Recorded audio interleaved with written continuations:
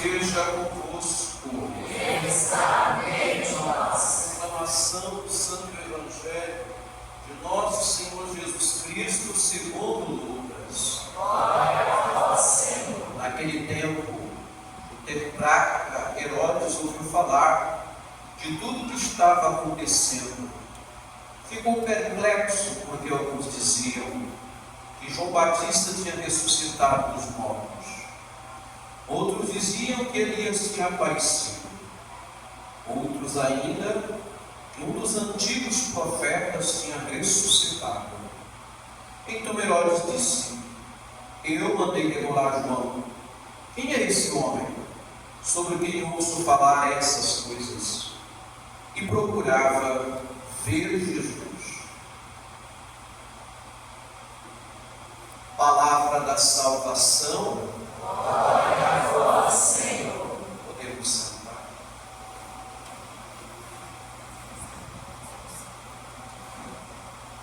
Nós estamos vivendo dias muito difíceis, sem dúvida alguma. Diversas situações têm nos preocupado, principalmente em relação ao clima, à ecologia, a seca que nós estamos vivendo, as queimadas das matas, e tudo isso se torna preocupação para nós. E nós ficamos pensando conosco mesmo: será que este é o fim dos dias? Será que o mundo vai se acabar devido a essas situações climáticas que nós estamos vivendo? A palavra de Deus, ela sempre nos coloca de sobre aviso da vigilância. No tempo de Jesus não era muito diferente também. Há quase 2000 anos atrás, também essa perspectiva era muito anunciada. E aí, nós olhamos o Evangelho de hoje. Jesus está vivendo, temos que ter bem esse pensamento, essa reflexão, que ele também está vivendo situações muito difíceis, aonde ele passa, aonde ele anuncia o Evangelho, aonde ele faz as suas curas, aonde ele liberta as pessoas. O Messias não é reconhecido. O Filho de Deus não é reconhecido, mas é reconhecido pelos pequenos mais simples. Estes reconhecem Jesus. Os poderosos não conhecem a Jesus. Tanto que vocês veem no Evangelho de Lucas, o que ele nos fala? Que muitas pessoas pensavam, devido à pregação de Jesus, que era um João Batista. Outros dizem que Elias, um profeta, surgiu no meio de nós. E o tetrarca Herodes não é o primeiro Herodes que perseguiu o menino Jesus, já era o segundo Herodes, que mandou degolar João. Eu mandei degolar João Batista, e ele queria conhecer Jesus. Não que ele quisesse conhecer Jesus como eu ou você queira conhecer Jesus. Ele queria, na verdade, tinha outros propósitos para Jesus, que é os propósitos também de aniquilá-lo. Porque o que Jesus estava falando justamente ia contra o governo do tetrarca Herodes. Meus irmãos, dias de sombra, muitas vezes nós passamos. O mal sempre está à espreita de muitas nações. O mal está rodando com facilidade em muito a meio à civilização, isso desde que o mundo é mundo. E o poder cada mais aumentando, né? A primeira leitura diz isso: vaidade das vaidades, tudo perpassa pela vaidade, porque tudo que é deste mundo é passageiro, tudo. E justamente nesse livro quer dizer que a vaidade, ela prepondera sobre a humanidade. É uma luta constante do bem contra o mal. Nós vamos ver isso constantemente. Nós vamos ver isso nas palavras de Jesus, na Escritura, que nós estamos esse mês da Bíblia, a palavra de Deus. Domingo nós vamos encerrar o mês da Bíblia. Justamente a palavra clama, ela fala, mas só que o Verbo de Deus, o Cristo Salvador, não foi reconhecido como deveria de ser. Ele foi injustamente levado ao patíbulo da cruz pelas suas palavras, pela justiça, pela sua denúncia, ele vai à cruz. Todos os que seguem Jesus sofrem calúnia, sofrem perseguições, sofrem mortes, como hoje nós celebramos os dois gêmeos, Cosme e Daniel, que foram perseguidos por fazerem o bem. Por fazerem o bem. Por quê?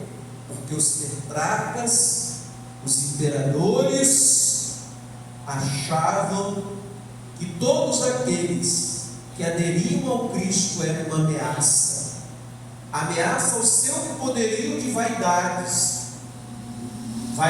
das vaidades. Assim também foi com São Vicente. Se lermos a vida de São Vicente, que nós conhecemos bastante, como ele também não sofreu muito. A vida de São Vicente não só foi rosas, não, aliás, muito sofrimento. Ele perpassou, né, diante daquilo que ele fez, o quê? A caridade. Quem faz o bem, não olha quem, sempre vai ser perseguido por causa do nome de Jesus. E essa frase do tetrarca Herodes, quer conhecê-lo, quer conhecer nada. Nós que devemos conhecer Jesus e amar Jesus, como Cosme e Damião amou Jesus, como São Vicente amou Jesus, e como tantos outros santos amaram Jesus profundamente. Amar Jesus tem suas consequências. E quantas consequências elas podem trazer sabores para a nossa vida. Mas esse é o caminho. Eu estava lendo sobre uma das santas, muito queridas, né? Quase não muito reconhecida aqui no Brasil, mas Santa Catarina de Sena, a estigmatizada, a que traz os estigmas de Jesus. Dizem que numa aparição de Jesus para ela, ele mostrou duas coroas, uma coroa linda, de pedras preciosas, maravilhosas a coroa, com brilhantes, e mostrou uma outra cruz cheia de espinho, e falou: Catarina, qual dessas cruzes, qual dessas duas coroas você quer? Ela disse: eu quero essa de espinhos, porque eu quero sentir no meu corpo as dores do meu Salvador. Se você for olhar a imagem de Catarina de Sena, você vai ver a coroa de espinhos em cima da cabeça dela. Então, o caminho de Jesus, a porta ainda é estreita. O caminho de Jesus, ele é pedregoso. Ele é cheio de situações, de provações para a nossa vida. Não que nós sejamos megalomaníacos, né? Ou no sentido de querer sofrer também. Não. seguimento do Mestre, tem suas pedras, tem seus espinhos, mas é um caminho também depois de glória. Porque o Cristo, na verdade, não ficou no sofrimento, ele venceu a cruz, mas ele teve que passar pela cruz. Há muitos que infelizmente não querem passar para a cruz, querem depois só a glória. Glória em cima de glória. Não, quem não carregar a cruz não é digno do Evangelho, não é digno de Jesus. Esse é o caminhar. Infelizmente, há muita fanfarra por aí, muito pão e circo por aí, mas na verdade isso não é o Evangelho. O Evangelho é sério, o Evangelho é dolorido, o Evangelho é provação, o Evangelho é um caminho de pedras, mas tem gente que gosta de sentir só o quê? Glória, prazer, né? Prazer, glória, tudo isso não configura o amor a Jesus Cristo. Nem todo aquele que diz Senhor, Senhor vai entrar no reino dos céus. Pode ter certeza disso que lá está escrito. Gente, é no silêncio que Deus aparece para nós. É no silêncio que Deus se revela a nós. Não é no barulho, não é em cerco de Jericó, não é no monte de batuque que Deus vai aparecer. Não, Ele não aparece. Deus aparece nos sofridos, Deus aparece nos pequeninos, Deus aparece naqueles que mais sofrem. Infelizmente, nós estamos tendo por aí uma espiritualidade vazia, sem comprometimento nenhum, sem comprometimento com a igreja, com a liturgia, com as equipes, com as dificuldades da comunidade. Gente, essa é a igreja, uma igreja comprometida, uma igreja itinerante, uma igreja sinodal, como nós estamos vendo aí, uma igreja viva. Essa é a igreja viva, essa é a igreja de todos nós e que muitos querem, uma igreja comprometida com o Evangelho, uma igreja comprometida com Jesus, que não é festa, que tem os seus momentos de festa que são importantes, claro, celebrativos, mas é uma igreja da cruz, é uma igreja de carregar a cruz, é uma igreja de transformar-nos através da cruz, de perpassar a cruz, como São Vicente carregando esses orfinhos passou, como São Francisco sentiu na sua pele, no seu peito e nas suas mãos, os buracos dos estigmas, porque carregou no seu coração o amor a Jesus Cristo e a sua identificação com Jesus Cristo. Seguir Jesus Cristo é isso, é se identificar com o Evangelho, é olhar para São Vicente e olhar para São Vicente e ver esse homem, a capacidade transformadora de Deus pode transformar tudo através de um santo, que transformou a França em estado de calamidade pública, em que os órfãos morriam, em que os doentes pereciam, em que a peste estava solta.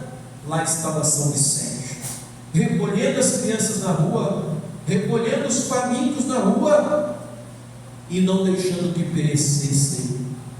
São Vicente é o maior exemplo também, como São Francisco, de que Deus se faz menor, de que Deus se faz pequeno, porque quem reconhece que a grandeza de Jesus Cristo são aqueles que iam atrás dele e não tinham medo de Jesus, Por que os outros tinham medo de Jesus? Herodes, Pôncio Pilatos, tantos outros tinham medo de Jesus. Os pequeninos não tinham medo de Jesus. Chegava perto dele, abraçava, o beijava, pegava em suas mãos e via que o mestre que estava ali era a sua tábua de salvação. E aqui está o Senhor. Uma mulher que chega a Cananeia, desesperada, porque sua filha está muito doente. Uma mulher pagã, uma mulher que agarra na sua barra, na sua túnica, e ele fala: senti uma grande força sair de mim. A mulher sofria de refluxo de sangue, sofria de uma hemorragia, ficou curada.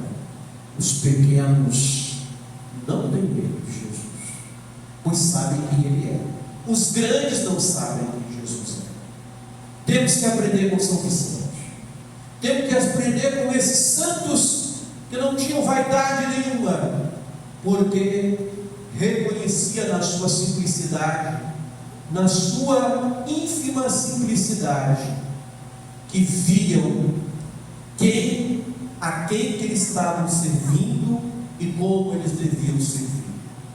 Vicente torna-se um outro Cristo na terra, porque ele vai atrás daqueles que mais sofrem, dos que perecem, dos que morrem nas sarjetas. Estava lá São Vicente. Meus irmãos, o Evangelho tem que nos converter. O Evangelho tem que justamente a cada dia nos fazerem convertidos. E aí, meus irmãos, é pegar a cruz, não tem outro caminho. É ir atrás da cruz do Senhor, é ir atrás dele e batendo no peito de misericórdia. Vaidade das vaidades deixa para trás. É uma igreja, meus irmãos, comprometida, como que é o Papa Francisco. Uma igreja comprometida. É isso que São Vicente acreditou e que ele queria e que tanto almejou em sua vida como padre, como fundador das congregações. Fez até uma casa de acolhida chamada São Lázaro para acolher os pobres e os pequeninos. Foi isso que Cosme e Damião fez também. Ia lá com sua medicina, curava os pobres sem cobrar nenhum centavo, viviam itinerantes e como médico pregavam o Evangelho e foram perseguidos, assassinados. Por quê? Porque se fizeram da sua vida o seguimento de Jesus. Então, parabenizo a comunidade pela festa de São Vicente de Paulo. Que nós sejamos um pouco de São Vicente, que nós possamos ser essas mãos bondosas que carregam as crianças pequeninas desprotegidas e que vinham nele a face de Jesus. Que nós possamos olhar para Cosme e Damião, também ver a face do Senhor, porque eles também se fizeram pequenos para servir os mais pequeninos.